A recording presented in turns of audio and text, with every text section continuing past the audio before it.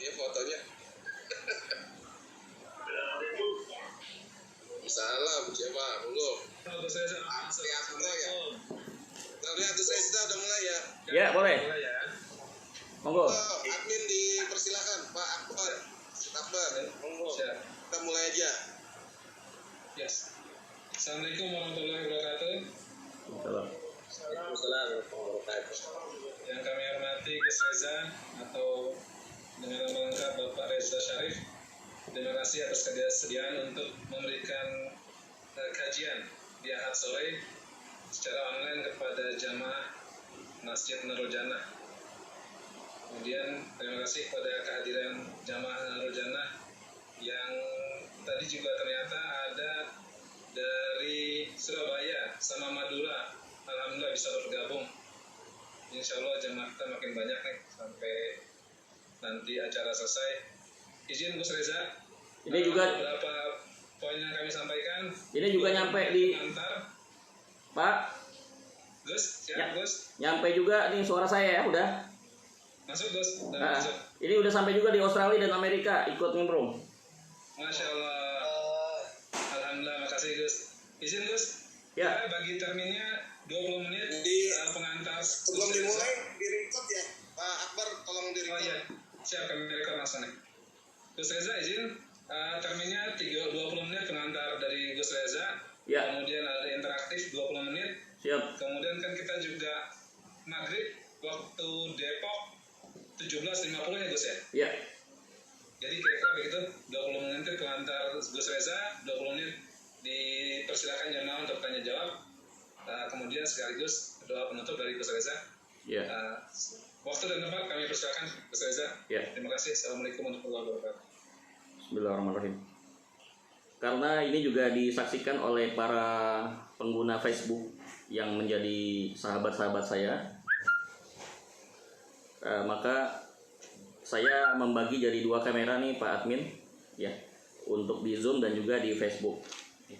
Bismillahirrahmanirrahim. Assalamualaikum warahmatullahi wabarakatuh. Waalaikumsalam. Para mustami'un, para so'imun dan so'imat, baik itu yang ada di Masjid Nurul Jannah dan juga para sahabat yang sedang menyimak di Facebook Live saya yang beralamat akun Reza Syarif. Alhamdulillahirrabbilalamin. Wassalatu wassalamu ala asrafil anbiya'i wal mursalin Sayyidina Muhammadin wa ala alihi wa sahbihi ajma'in. Amma ba'd. Para jamaah sekalian, para so'imin so'imat, judul kita pada sore hari ini menjelang iftar. Kita namakan saja programnya Cetar Ramadan, ceramah iftar Ramadan.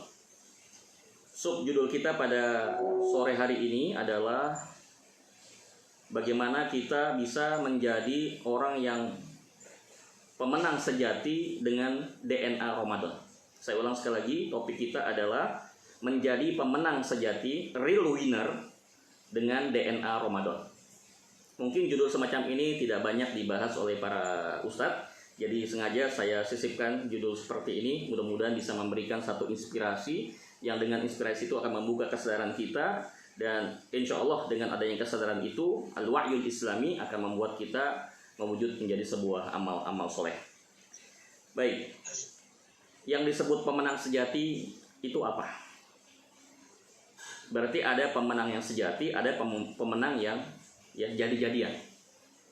Pemenang yang sejati tentunya tidak dipengaruhi oleh dalam kondisi senang saja, tetapi juga bisa dibuktikan dalam kondisi sulit. Kalau dalam kondisi normal orang bisa menjadi pemenang, itu hal yang biasa. Tapi dalam kondisi yang sangat sulit, dalam kondisi yang abnormal, dalam kondisi yang kritis, dia tetap masih bisa jadi pemenang, dia bisa survive mengatasi situasi itu. Maka itulah yang menurut saya adalah pemenang sejati. Nah, kita beruntung dengan bersamaan wabah COVID-19 ini, justru kita dihadirkan bulan yang istimewa, yaitu bulan suci Ramadan. Ini kesempatan buat kita untuk menempa, menggembleng diri kita menjadi pemenang sejati. Tidak ada, saya praktisi di bidang pelatihan. Sudah lebih dari 25 tahun saya bergerak di bidang pelatihan. Sudah hampir 1 juta orang yang mendengarkan kami, kemudian 1.500 perusahaan. dan lebih daripada 15.000 jam. Saya belum pernah menemukan, baik saya pribadi atau saya melaksanakan sebuah pelatihan, yang pelatihan itu, diklat itu berlangsung selama 30 hari 1 bulan, full 24 jam non-stop. Ini luar biasa. Saya rasa tidak ada di dunia. Hanya satu. Itulah yang disebut dengan sekolah Ramadan. Itu yang disebut dengan diklat Ramadan. Itu yang disebut dengan akademi Ramadan. Luar biasa. Jadi ini kesempatan buat kita, para Facebookers, juga para jamaah yang ada di Nurul Jannah, klaster Azalea di Grand Depok City, ya. Kita manfaatkan sekolah Ramadan ini untuk menjadi pemenang sejati. Sehingga nanti akan terbukti. Orang yang pemenang sejati itu dalam kondisi susah dan kondisi senang, dia tetap stabil. Tidak dipengaruhi oleh situ dan kondisi. Situasi dan kondisi tidak akan mempengaruhi dia untuk berubah. Itu yang saya sebut dengan pemenang sejati. Nah, lantas apa hubungannya pemenang sejati itu dengan DNA? Kita tahu dalam pelajaran-pelajaran dahulu waktu di SMA, pelajaran tentang anatomi tubuh, kita mengenal ada istilah DNA. DNA itu adalah sebuah genetik yang diturunkan Allah kepada manusia dan sifatnya adalah permanen dan fix, dia tidak akan berubah. Dia akan terus sampai akhir hayat. Dan hebatnya lagi jamaah sekalian dan para Facebooker, tidak ada satupun manusia yang sudah sekian miliar diciptakan oleh Allah di muka bumi ini, tidak ada satupun yang DNA-nya sama. Tidak pernah kita menemukan ada orang yang DNA-nya sama. Semua pasti berbeda. Allah tidak pernah kehabisan kreativitas dan improvisasi dalam mendesain aneka ragam DNA untuk setiap manusia.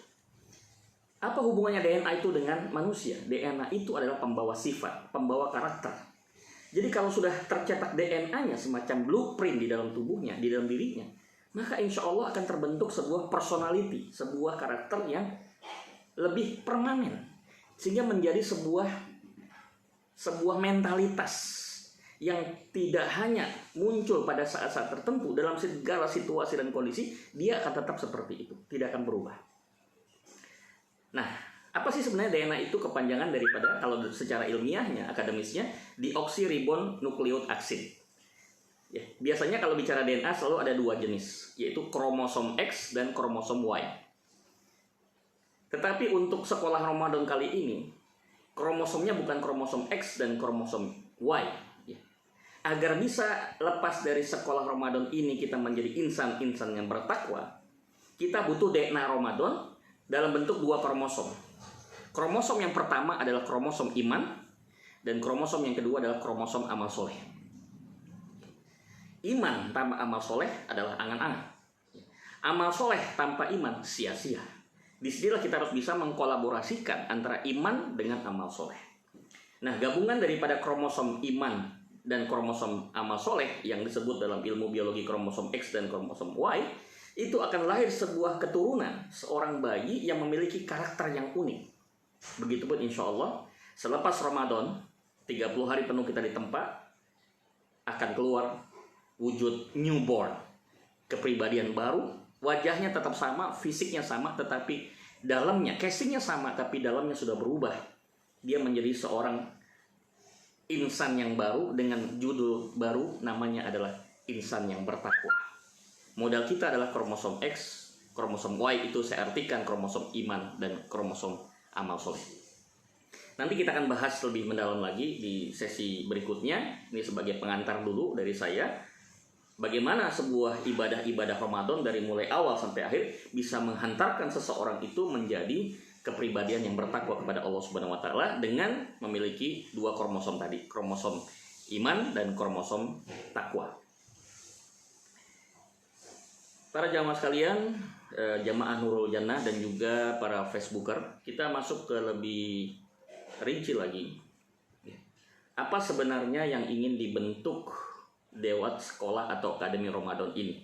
Benarkah Ramadan ini menjadi sebuah sekolah yang bisa mentarbiyah kita, mendidik kita menjadi pemenang-pemenang sejati? Saya bisa katakan jawabannya yes, 100%. I garanti, saya menggaransi. Karena bukan saya yang menggaransi sebenarnya, Allah sendiri memberikan jaminan kepada kita. Barang siapa yang menjalankan SOP daripada ibadah-ibadah Ramadan dari awal sampai akhir, insya Allah la'allakum tattaqun, kalian akan menjadi orang yang bertakwa. Jadi alumni-alumninya akan dapat gelar muttaqin, orang yang bertakwa. Kalau kita kuliah ada gelar sarjana, ini gelarnya adalah takwa.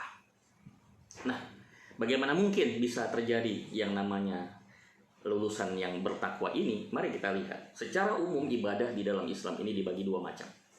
Yang pertama ibadah zahir, dan yang kedua adalah ibadah batin. Ibadah zahir adalah ibadah yang kelihatan. Contoh, sholat.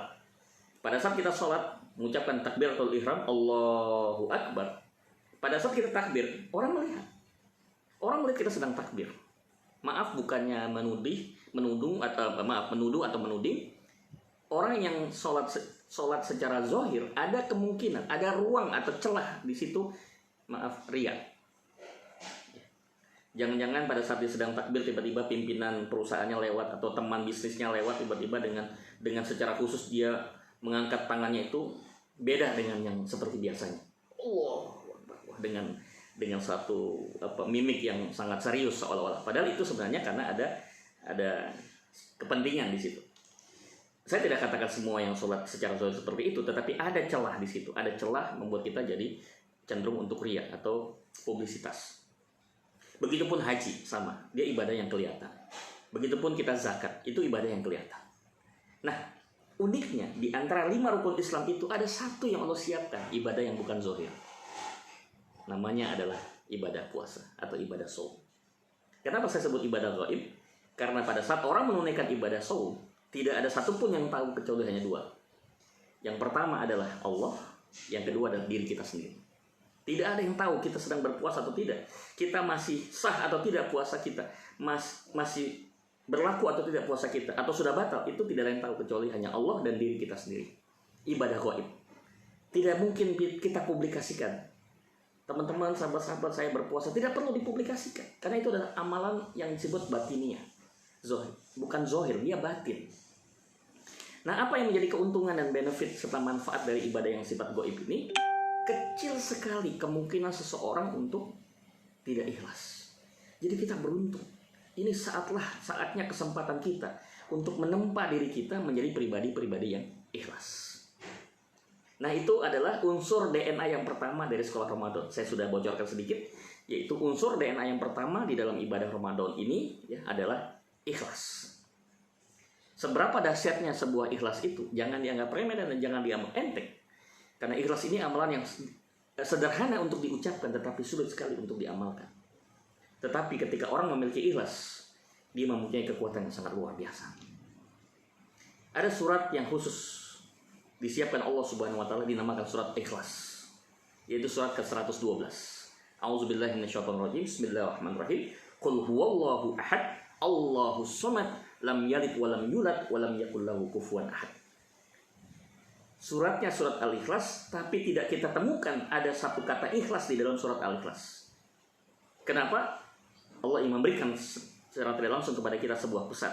Ikhlas itu ada sesuatu yang hanya antara aku dan engkau yang tahu. Tidak ada satupun yang boleh tahu, kecuali hanya kita dengan Allah Subhanahu wa taala. Apa bentuk atau efek dan impact dari ikhlas ini dalam kehidupan sehari-hari? Kita tahu ketika iblis itu diusir dan divonis masuk ke dalam neraka karena dia tidak mau memenuhi perintah Allah untuk menghormati Nabi Adam. Kemudian ada dua vonis yang diberikan Allah kepada iblis. Yang pertama vonisnya sesat, dan yang kedua tempatnya pasti neraka. Tempatnya sudah pasti adalah neraka. Dan iblis menerima vonis itu, tetapi iblis mempunyai 2 permintaan. Yang pertama adalah dia minta ditunda. Dia minta ditunda tidak masuk neraka sekarang, nanti sama-sama dengan orang-orang yang ingkar. Yang kedua, dia minta izin pada Allah untuk menyesatkan manusia. Dari depan, dari belakang, dari kanan, kiri, atas ataupun bawah. Minta izin. Keduanya permintaan ini diizinkan oleh Allah Subhanahu wa taala. Tetapi ada satu kalimat yang menarik sebagai bagian akhir untuk mengakhiri sesi pertama ini. Ada satu kata menarik yang disampaikan oleh iblis. Apa kata iblis? Akan aku sesatkan seluruh manusia dari depan, belakang, kiri, kanan, atas, bawah, tetapi aku tidak berkuasa illa min ibadakal mukhlasin. Aku tidak punya kemampuan dan kekuatan dan otoritas kepada orang yang ikhlas. Jadi sebenarnya senjata yang paling ampuh untuk menghadapi musuh abadi sepanjang zaman kita adalah ikhlas. Itu senjata yang paling ampuh menghadapi iblis, yaitu dengan ikhlas.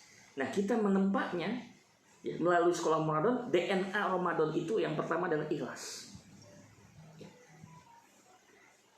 Kemudian nanti ada 2, 3, dan 4 yang saya akan bicarakan, tapi saya akan kembalikan ke Pak Admin untuk bisa menyambung pada sesi yang kedua.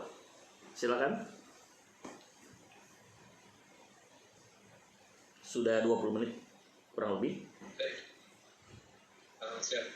Baik, pada para jemaah, kita masuk sesi kedua. Kami persilakan barangkali ada yang mau bertanya kepada Gus Reza di sesi yang kedua ini. Silakan dibuka mikrofonnya. Jika ada yang bertanya, waktu kami berikan kepada para jemaah.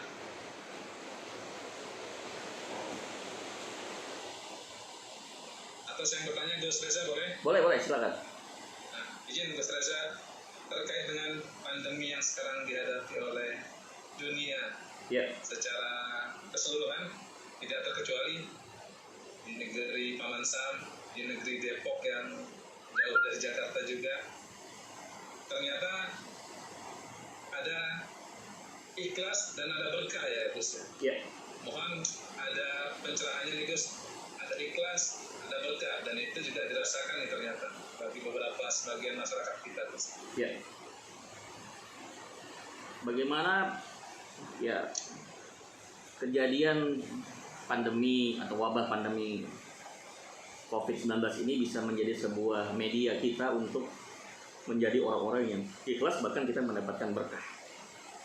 Begini ya, wa tilkal ayyam nudawiluha bainan nas. Dan kami pergilirkan di antara manusia. Dia seperti roda. Life is a wheel. Hidup itu seperti roda. Sometimes you on the top, sometimes you at the bottom. Kadang kita di atas, kadang kita di bawah. Tetapi ingat, namanya roda, dia tidak akan berhenti. Dia akan terus berputar. Artinya apa? Yang sedang di atas, yang sedang dapat jabatan, kedudukan, yang diberikan kekayaan berlimpah, siap-siap nanti akan dijatuhkan oleh Allah Subhanahu Wa Taala. Hari ini banyak pengusaha-pengusaha yang gulung tikar, Pak Akbar. Ya. Tapi pada saat yang bersamaan, yang di bawah pun bisa naik ke atas. Jadi sebenarnya yang harus menjadi isu buat kita adalah bukan kapan kita di atas, kapan di bawah. Karena setiap orang pasti merasakan di atas dan di bawah. Itu bukan jadi satu persoalan buat kita. Isu kita adalah bukan di situ. Isunya adalah pada saat di atas kita bersyukur, pada saat di bawah kita sabar. Jadi dua-duanya kata Nabi Muhammad SAW, ketika orang beriman itu diberikan keburukan, dia bersabar, pahala. Diberikan satu kenikmatan, dia bersyukur, pahala juga. Jadi nothing tulus, tidak ada yang rugi. Makanya saya sebut dengan pemenang sejati. Nah, cuma masalahnya Pak Akbar, apakah orang memahami seperti apa syukur dan seperti apa yang namanya sabar? Ini yang jadi masalah. Ya. Tidak sama antara syukur seperti yang dipahami oleh misalnya kalimat syukuran. Saya mau syukuran nih, bukan semata-mata itu, terlalu sempit kalau diartikan syukur seperti itu. Ya.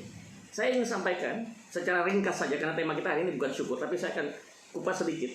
Kata syukur itu ada lima unsur. Yang pertama adalah tahadus bi ni'matillah, apresiasi. Sebut-sebutlah nikmat Allah. Selama ini kita banyak memuji-muji manusia, memuji guru kita, memuji orang tua kita, memuji pimpinan kita, memuji atasan kita. Coba selama Ramadan ini kita latih dan kita biasakan memuji Allah. Bukan berarti kita tidak boleh menggambarkan tentang kelebihan kita atau kelebihan orang lain, tapi dahulukanlah sebelum memuji orang, yaitu puji Allah, yaitu dengan ucapan Alhamdulillah. Alhamdulillah hari ini Pak Akbar sebagai MC ini luar biasa. Ini jika orang tidak terjebak pada kata Pak Akbarnya, tapi pada Alhamdulillah, karena Allah izinkan, akhirnya dia menjadi orang yang luar biasa. Alhamdulillah. Di forum ini datang juga ada Pak Pri Hartono. Ya, ada Pak Pri ini salah satu kawan saya, dia pakar di bidang DNA spesialis. Nanti saya minta di bagian akhir dia menambahkan sedikit tentang soal DNA karena beliau adalah pakar. Terima kasih Pak Pri sudah mau bergabung di sini. Ya, Alhamdulillah. Saya membiasakan diri, melatih diri saya sebelum saya sampaikan kepada orang lain. Alhamdulillah. Ya, ketika ada orang memuji kita, Alhamdulillah, Alhamdulillah, Alhamdulillah. Itu harus diutamakan. Satu. Yang kedua adalah yang disebut dengan isti'malun ni'am, yaitu utilisasi. Gunakan nikmat itu secara optimal. Berarti kalau disebut optimal itu dalam bahasa matematik adalah 100% Pak Akbar. Bukan 50%, bukan 20%. Ya. Kita dikasih waktu 24 jam. Apakah 100% kita gunakan untuk ibadah kepada Allah? Bukan berarti terus kita sholat terus, tapi apakah semua kegiatan kita frame-nya, kerangkanya ditujukan kepada mencari ridho Allah atau tidak? Itu yang disebut menggunakan nikmat. Kita punya kendaraan, gunakan nikmat itu untuk apa? Kita punya rumah, gunakan nikmat untuk apa? Kita punya kemampuan berbicara, kita gunakan nikmat untuk apa? Semua berpulang pada kita. Mau digunakan untuk yang baik atau tidak, itu tergantung kita. Itu yang kedua. Yang ketiga adalah yang disebut dengan kontribusi. Seberapakah kontribusi kita di dalam masyarakat? Pada saat misalnya Nurul Jannah sedang mempersiapkan renovasi perbaikan untuk tempat wudhu misalnya, atau perbaikan untuk kamar mandi, walaupun tidak digunakan, paling tidak selesai dari corona bisa akan lebih bagus lagi, lebih apik lagi, lebih bersih lagi Masjid Nurul Jannah. Kemudian dilemparlah ada kesempatan untuk lelang sedekah. Mestinya ketika lelang itu diberikan, kitalah orang pertama yang memberikan sumbangan itu. Kontribusi, itu yang saya maksud dengan kontribusi. Tidak pernah berpikir apa yang tersisa buat dia, tetapi apa yang saya bisa berikan buat kemajuan masjid. Karena setiap ibadah yang ada di masjid itu akan menjadi pahala yang terus mengalir buat kita. Ketiga, kontribusi, 100% kontribusi. Kalau cerita sahabat saya malu Pak Akbar, malu sekali. Ketika Rasulullah mengumpulkan para sahabat untuk mengumpulkan dana logistik untuk persiapan perang Badar, kumpul para sahabat, beliau lemparkan kesempatan lelang itu kepada sahabat, dan apa yang terjadi? Umar bin Khattab mengajukan tangannya, saya Rasulullah, saya akan nyumbang setengah dari aset saya. Setengah. Ya. Yang kalau dihitung secara kurs rupiah pada hari ini 500 miliar Pak. Kekayaan Umar pada saat itu luar biasa. Tapi masih ada lagi yang mengalahkan Umar. Ada satu lagi laki-laki yang mengangkat tangannya. Sampai Umar itu merasa kesal dalam artian positif ya, karena ada kompetitor. Siapa? Dia mengatakan begini, ya Rasulullah, aku serahkan semua harta saya untuk jihad fisabilillah. Wah, ini luar biasa. Siapa? Sayyidina Abu Bakar. Selalu kalah dalam soal lomba masalah sedekah, itu selalu Abu Bakar lebih nomor satu. Ya, maka disebut sebagai khalifah pertama. Itu yang disebut kontribusi. Yang keempat adalah distribusi, Pak Akbar. Kalau kita punya kebaikan, punya nikmat yang diberikan Allah, jangan kita manfaatkan hanya di lingkup kecil saja. Maaf, bukan berarti mengabaikan RT. Oke. Kalau kita bisa berbuat lebih banyak untuk RW, kenapa tidak? Kalau buat kelurahan bisa, kenapa tidak? Atau sekomplek Grand Depok City pun kita bisa lakukan, kenapa tidak? Bahkan sedepok, bahkan se-Indonesia, dan bahkan sedunia. Saya alhamdulillah diizinkan untuk jaulah dakwah ke 17 negara. Selama bisa digunakan untuk negara lain, kenapa tidak? Kita bersedia. Kita adalah pelayan umat. Siap dimanapun berada, kita siap berangkat. Ya. Kemarin kan Dubes RI yang ada di Ethiopia minta saya untuk berangkat. Saya bilang nanti dulu, kita masih COVID-19 ya. Jangankan kita ke sana, yang di sini aja di Indonesia aja belum bisa kita garap ya. Ya. Tapi ini luar biasa. Itu saya ingin menunjukkan distribusi pada umat seluas mungkin. Kemudian yang terakhir adalah implikasi. Apakah nikmat yang diberikan Allah memberikan efek perubahan atau tidak? Misalnya ada di antara jamaah Nurul Jannah atau para Facebooker, ada yang diberikan amanah berupa jabatan manajer, direktur, atau mungkin presiden direktur.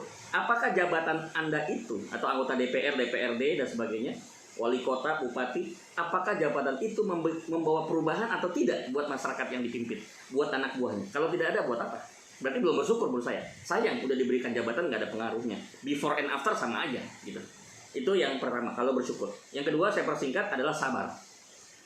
Ini DNA yang kedua sebenarnya. Sekaligus menjawab pertanyaan Pak Akbar, sekaligus saya melanjutkan bahasan saya.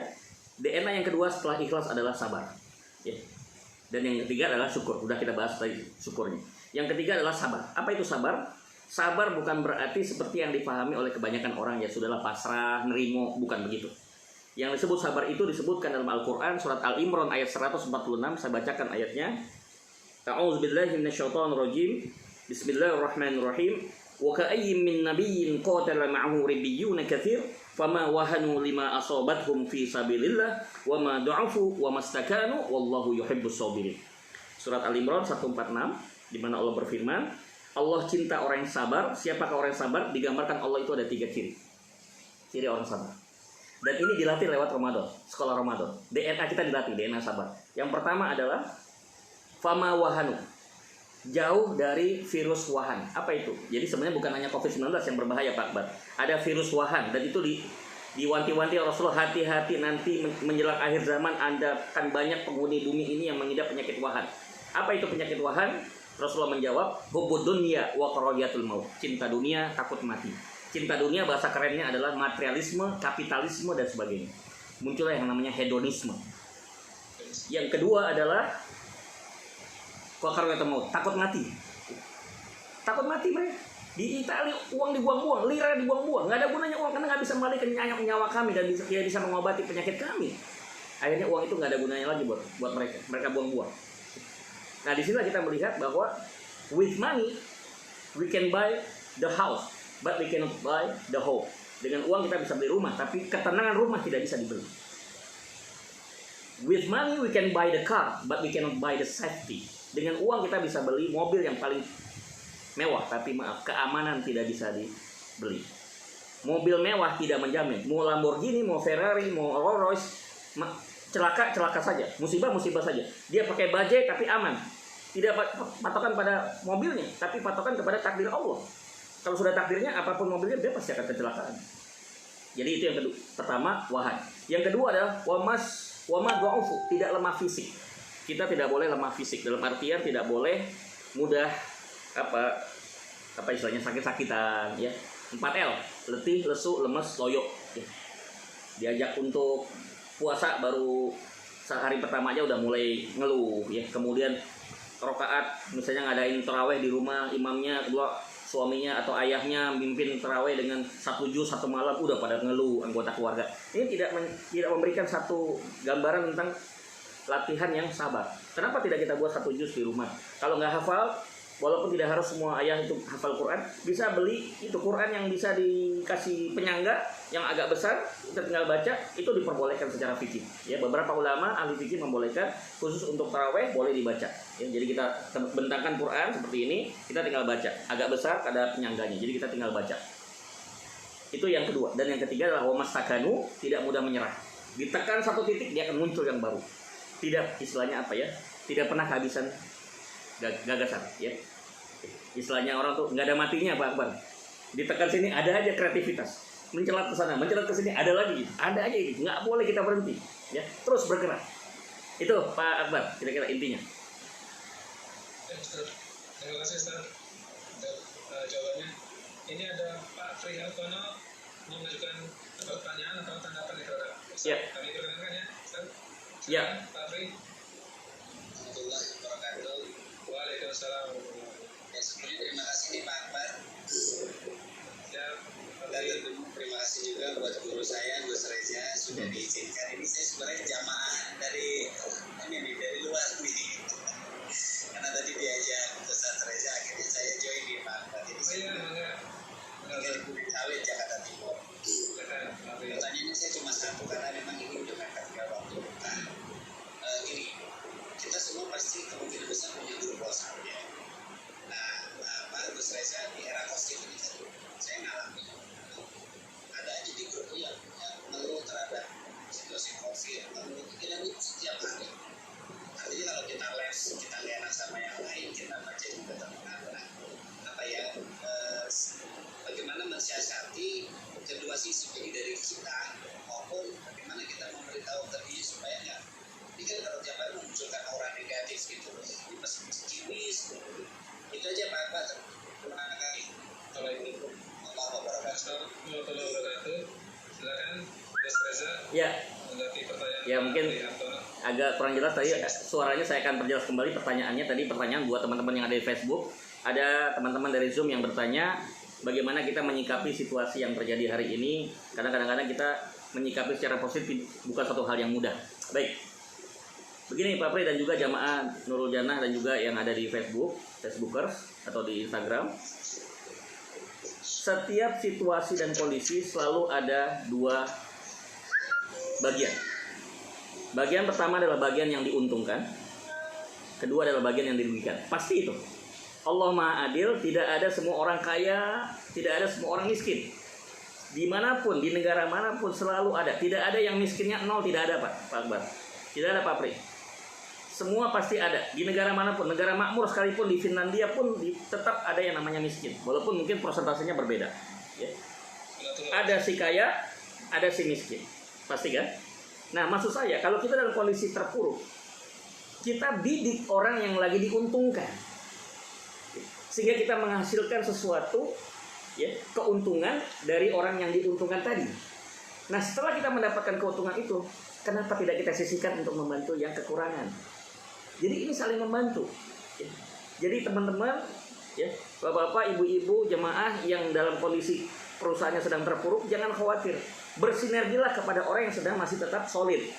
Ya. Dan dia yang sedang dalam kondisi bagus, usahanya berbagi dengan yang kurang bagus. Itu adalah berkah.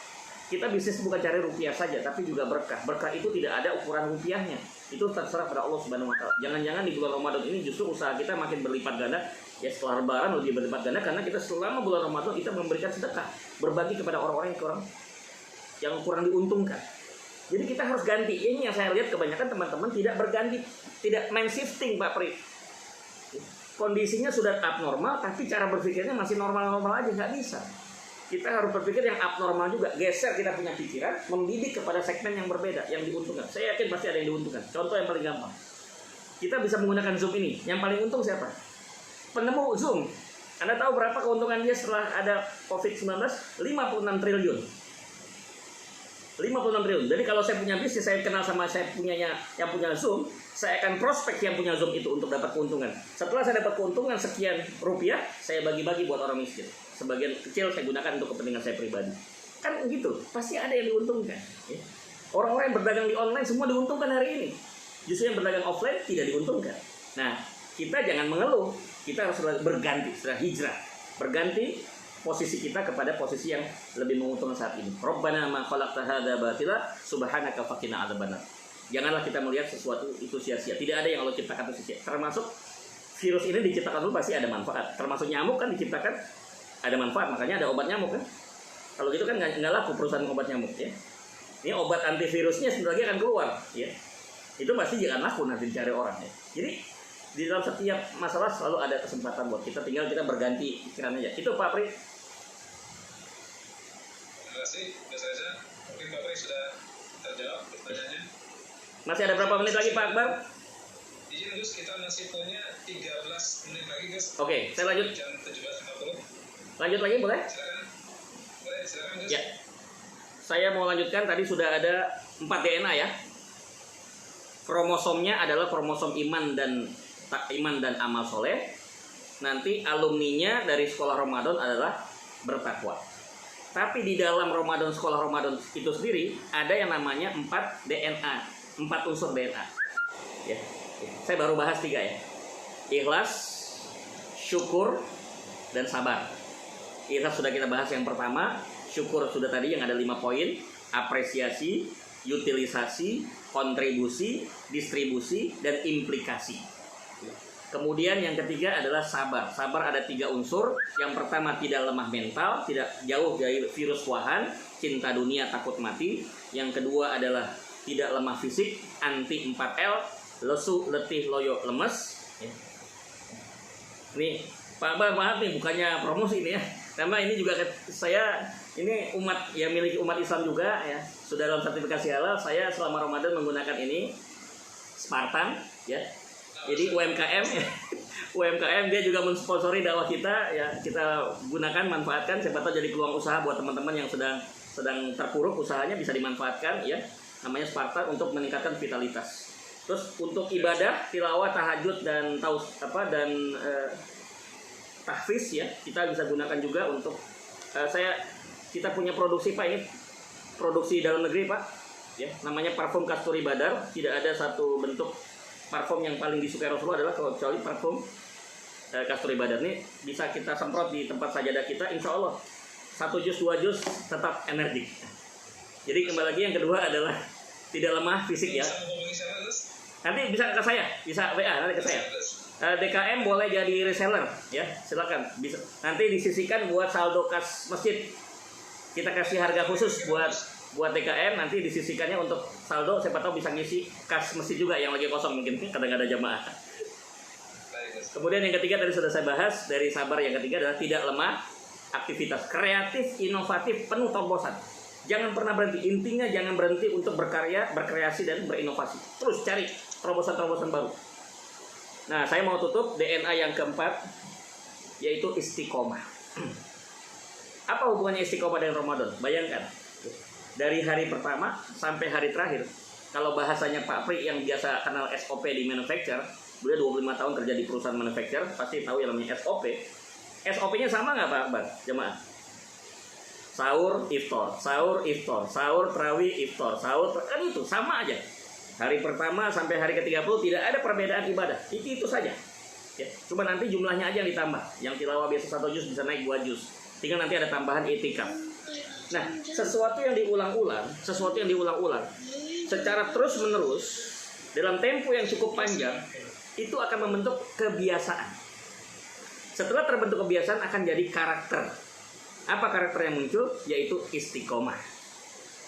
Ya, kalau hari pertama ya mungkin belum teruji ya. Hari ke-10 kita lihat apakah masih tetap bertahan. Hari ke-20 sampai hari terakhir. Alhamdulillah tidak ada acara mudik ya. Katanya, jadi tidak perlu khawatir ya. Jadi insya Allah nggak ada mudik, kita itikaf semua di rumah masing-masing bersama keluarga ya. Cuma usul aja, kalau itikaf itu biasanya perempuan itu di rumah, kan sekarang kita di rumah, gantian ibu-ibunya itikaf, kita yang dimasak di dapur ya. Sekali-kali kita jadi bapak rumah tangga kan. Jadi itu yang DNA keempat adalah istiqomah. Istiqomah itu sesuatu yang berat. Saya pribadi merasakan tidak mudah ya. Karena kalau kita bicara istiqomah, paling tidak ada kita bicara 3K ya, 3K. 1, komitmen. Orang yang istiqomah, dia komitmen. Bukan komat kamit, Pak Akbar ya. Ada orang yang komitmen. Komitmen hari ini, besok udah beda lagi ya. Komitmen. Sekali dia ucapkan, dia akan terus pertahankan. Yang pertama. Kemudian yang kedua adalah konsisten ya. Dia tidak akan pernah berubah posisi. Sekali dia mengambil posisi sebagai hamba Allah, dia akan sampai akhir hayat jadi hamba Allah. Dan insya Allah nanti ujungnya akan dia ucapkan la ilaha illallah husnul khotimah. Baik. Konsisten. Yang ketiga K-nya adalah istiqomah, itu adalah konsekuen. Apa yang dia ucapkan, maka dia siap mempertanggungjawabkan. Jangan sampai kita ngomong apa, orang yang suruh tanggung jawab. Contoh, misalnya saya jadi pejabat. Kemudian saya salah mengucapkan sesuatu, tiba-tiba terjadi musibah, Pak ya. Misal saya menteri nih, Pak, menteri, sebutlah misalnya menteri perhubungan, tiba-tiba ada kecelakaan pesawat terbang ya. Padahal itu kan di bawah koordinasi saya, Pak, walaupun ada Dirjen Perhubungan Udara, ada Dirjen Perhubungan Darat dan Laut, tapi kan menterinya saya. Tapi apa yang terjadi? Dirjen yang saya pecat, maskapai penerbangannya saya tutup dengan kekuasaan yang saya punya. Oh, nggak begitu. Kalau orang yang istiqomah, maka dia sebagai menteri, dia akan turun, dia akan mundur. Baik, sebagai menteri saya bertanggung jawab, saya akan selesaikan semua urusan musibah kecelakaan ini, tapi tidak dalam kapasitas saya sebagai menteri, tapi sebagai seorang warga biasa. Dia serahkan kepada jabatannya, pada yang lain yang lebih mampu. Hari ini sulit kita temukan orang-orang seperti ini ya. Justru yang salah siapa, yang dipecat siapa ya. Yang ngomong salah siapa, akhirnya yang tanggung jawab siapa. Ini yang terjadi hari ini, lempar batu sembunyi tangan. Nah, harusnya kalau kita menjadi pemimpin harus siap berada di depan ya. Imam itu kan nggak ada di belakang ya. Yang namanya jamaah salat berjamaah itu kan imam selalu di depan. Allati huwa fil amam, imam itu harus di depan, bukan di belakang. Nah, di depan itu artinya ketika jamaahnya susah, maka orang pertama kali yang harus susah adalah imamnya. Tetapi kalau jamaahnya senang, maka imam adalah yang terakhir menikmati kesenangan. Hari ini Pak Akbar, para Facebooker, para jamaah Nurul Jannah, justru terbalik. Yang pemimpin hari ini, kalau giliran rakyatnya susah, dia yang agak senang, masih senang. Dia masih bisa senang. Tapi kalau giliran senang, dia yang pertama kali, rakyatnya belakangan.